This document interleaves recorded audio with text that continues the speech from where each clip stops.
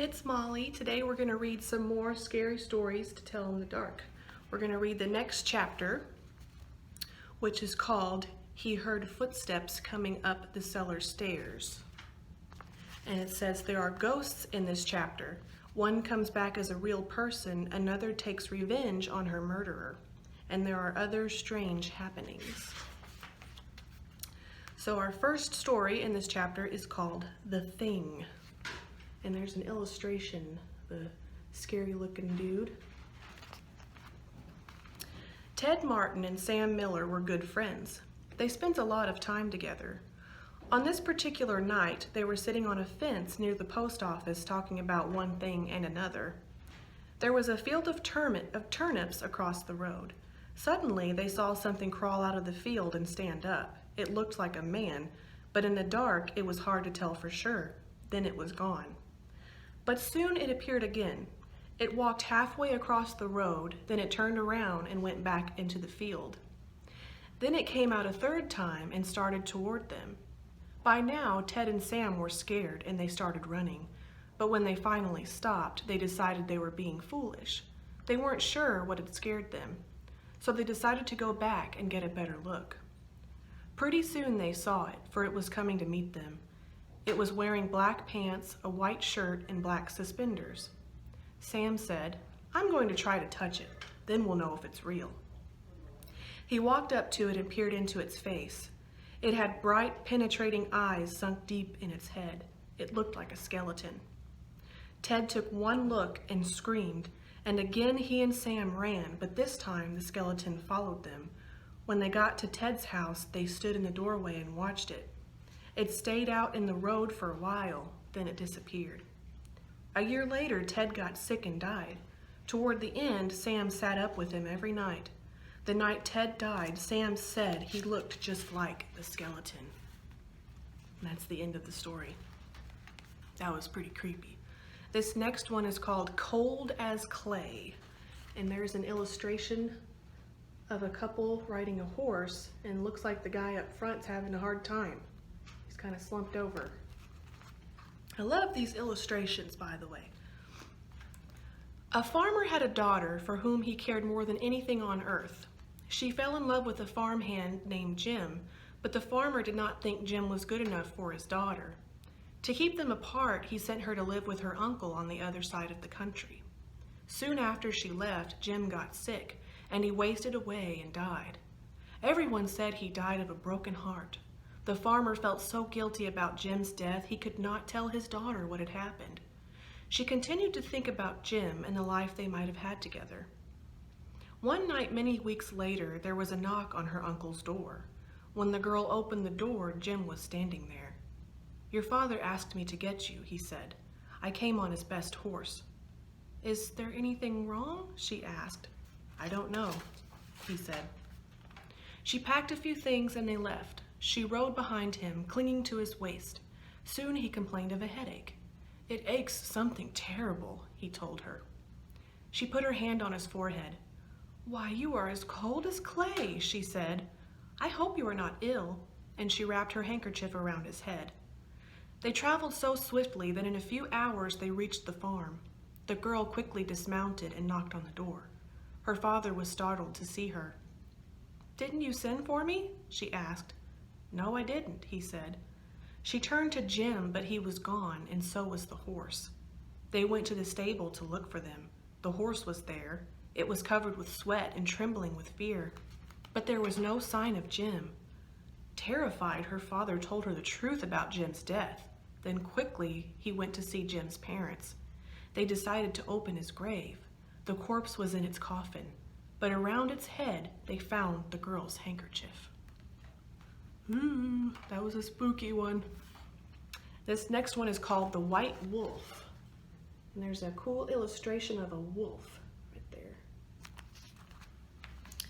The timber wolves around French Creek had gotten out of hand. There were so many wolves, the farmers could not stop them from killing their cattle and sheep. So the state put a bounty on them. It would pay a hunter $10 for every wolf pelt he turned in. A butcher in town named Bill Williams thought that was pretty good money. He stopped working as a butcher and started killing wolves. He was good at it. Every year he killed over 500 of them. That came to more than $5,000. It was quite a bit of money in those days. After 4 or 5 years, Bill had killed so many wolves there were hardly any left in that area. So he retired and he vowed never to harm another wolf because wolves had made him rich. Then one day a farmer reported that a white wolf had killed 2 of his sheep. He had shot at it and hit it, but the bullets didn't have any effect. Soon that wolf was seen all over the countryside, killing and running, but nobody could stop it. One night it came into Bill's yard and killed his pet cow. Bill forgot about his decision never to harm another wolf. He went into town the next morning and bought a young lamb for bait. He took it out into the hills and tied it to a tree. Then he backed off about 50 yards and sat down under another tree. With his gun in his lap, he waited. When Bill didn't come back, his friends started looking for him. Finally, they found the lamb. It was still tied to a tree. It was hungry, but it was alive. Then they found Bill. He was still sitting against the other tree, but he was dead. His throat had been torn open. But there was no sign of a struggle. His gun hadn't been fired, and there were no tracks in the soil around him. As for the white wolf, it was never seen again. Possibly a ghost wolf, maybe? That was scary. That would be very scary. And this one is called The Haunted House. And I think this is, nope, it's probably, I think we got a couple left. So The Haunted House, and there is a very creepy illustration of what looks like a ghost dead woman right there, and a priest. Spooky. One time, a preacher went to see if he could put a haunt to rest at a house in his settlement. The house had been haunted for about 10 years. Several people had tried to stay there all night, but they always would get scared out by the haunt. So this preacher took his Bible and went to the house, went on in, built himself a good fire, and lit a lamp. Sat there reading the Bible. Then just before midnight, he heard something start up in the cellar, walking back and forth, back and forth. Then it sounded like somebody was trying to scream and got choked off. Then there was a lot of thrashing around and struggling, and finally everything got quiet.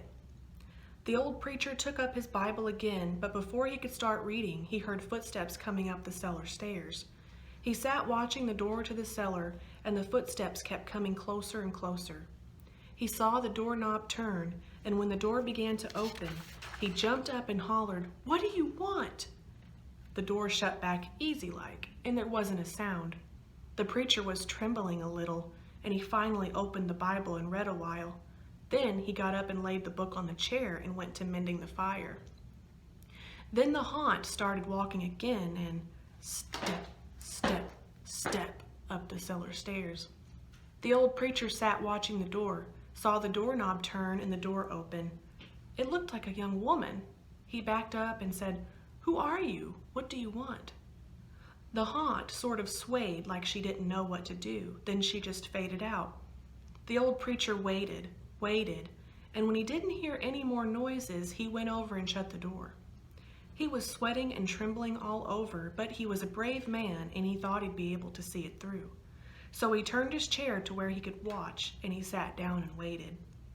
It wasn't long before he heard the haunt start up again, slowly, step, step, step, step, closer and closer, and it was right at the door.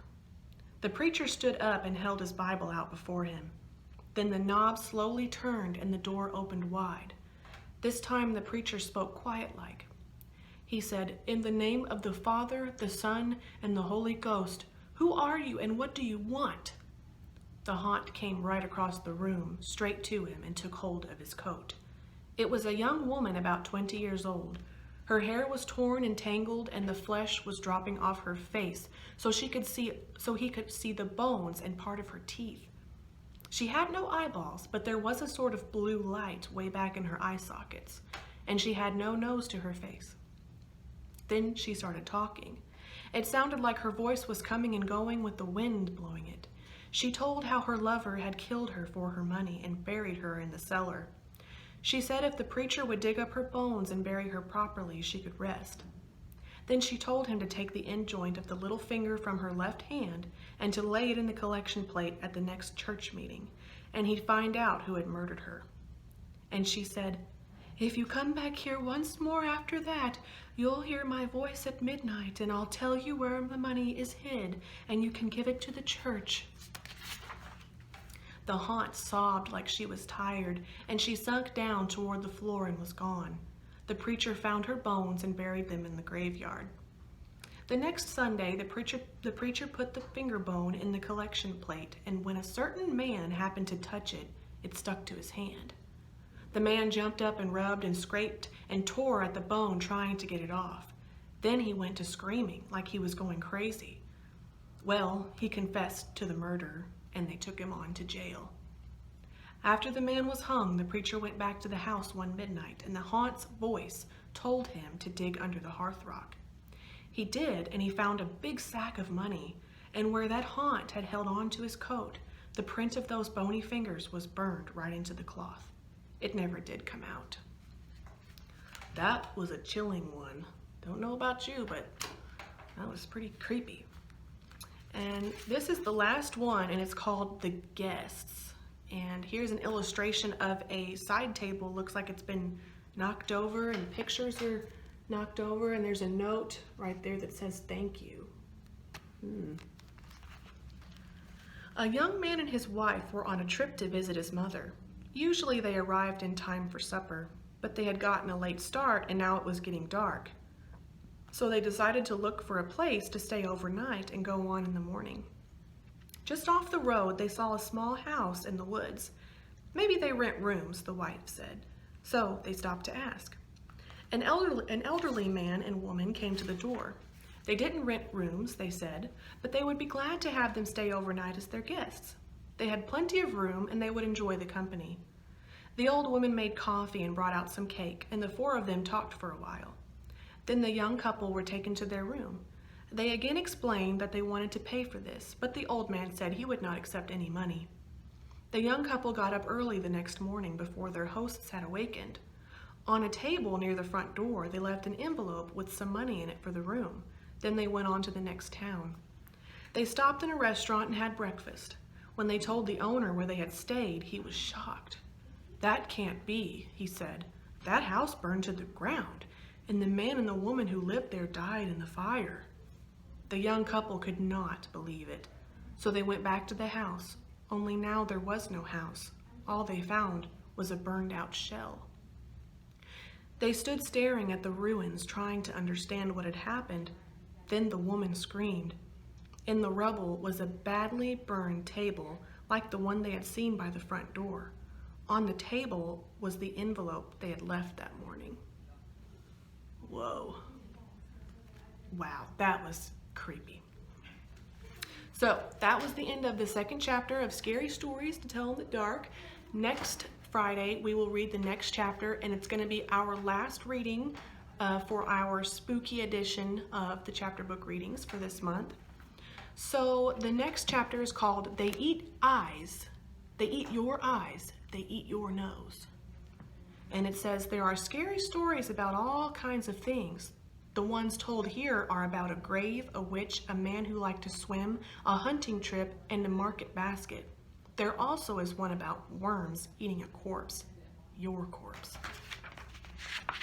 Oh my goodness. That's gonna be creepy. So, I will see you guys next Friday.